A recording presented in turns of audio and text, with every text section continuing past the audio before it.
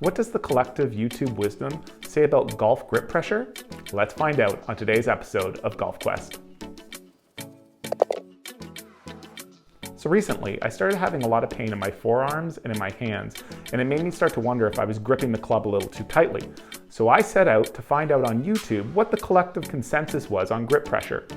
And while I didn't exactly find a consensus, I did gather a lot of information and put it in one place, and I'm going to present that information to you now.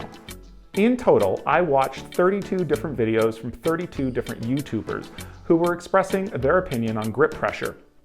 Now typically, when talking about grip pressure, a lot of people will talk about a scale of 1 to 10.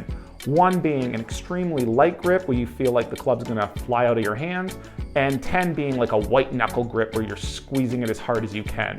So that's kind of the scale I was working with.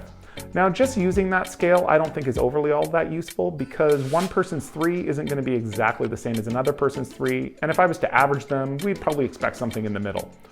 So instead, I'm going to use 3 different categories. The first category I'm going to use for any YouTube golfer that kind of presented a case for a grip of 2 to 4 in that range, and I'm going to call that a light or loose grip pressure.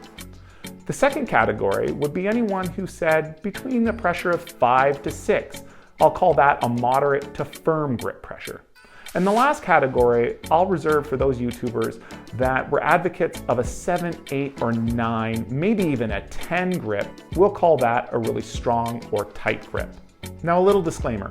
Several YouTubers flat out gave a number of grip pressure that you should use on a scale of 1 to 10. While others really didn't use that scale, they just more talked kind of in between the lines, and I had to use a little bit of subjectiveness to come up with a number for them. But based on what they were saying and listening for some key words, I placed them in one of the 3 categories. So what were the results, you're wondering? Let's take a look. So here are the 32 YouTubers that I looked at.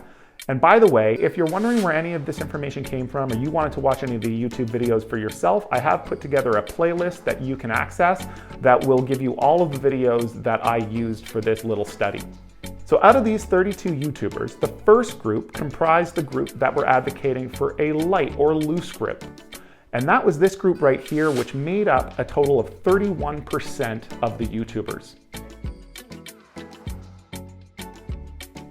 Next up was the firm or moderate grip group. This group comprised 50% of the YouTubers and was in fact the most popular of the groups. Finally, that leaves us with the YouTubers that were advocating for a tight grip, and that made up 19% of the 32 YouTubers that I watched. So here's that information again in summary. Once again, the loose grip was advocated by 31%, a tight grip by 19%, and a moderate to medium grip 50%. Now, some other takeaways that I found while watching these videos. The first takeaway was we've often heard about holding the golf club like a tube of toothpaste or a little baby bird, and almost all the YouTubers, if they brought that analogy up, thought it was either rubbish or not useful. Now I should say there was one YouTuber who actually uses this with his students and finds it to be a useful exercise, but he was definitely in the minority. The second takeaway that I took from this study was that although there was disagreement on grip pressure, there was almost a constant unanimous agreement that there shouldn't be much tension in your arms during the golf swing. So even though your fingers might be loose, firm, or even tight, the tension in your arms should be fairly loose. The third takeaway is that there was disagreement on whether or not grip pressure stays constant and should stay constant throughout the entirety of the golf swing, or if it changes and does so naturally through the golf swing. Some advocated for a constant grip pressure, others said no, it might start off light and then it's naturally going to increase as you start the downswing and as you make impact on the ball. So where does that leave us? Well, I think the best thing that I heard in watching all 32 videos came from Mark Crossfield, and he essentially said this. He said, if you're asking about grip pressure, you're probably gripping the club too hard.